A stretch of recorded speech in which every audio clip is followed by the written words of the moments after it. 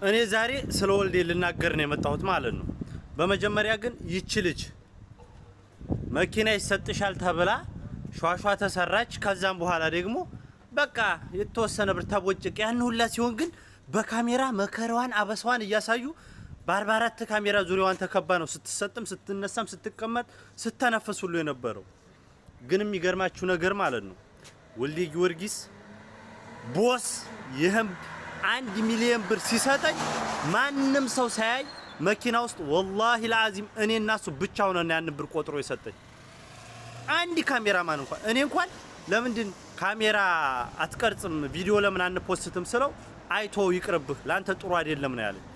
ብዙ ሰው በውስጥ እየመጣ ብሩን ሰጥቷል አልሰጠህም እያሉ ሳይሰጥህ አጭበረበረ እያሉ ብዙ ሰው ሲሉ ነበር። ወላሂ ለአዚም ለኔ ሲሰጠኝ አንዲት ካሜራ አንዲት ፎቶ ሳያነሳ እሱና እኔ ብቻ መኪና ውስጥ ተቀምጠን ያንን ብር ቁጥር አድርጎ አንዲ ሳያስቀር የሰጠኝ ማለት ነው።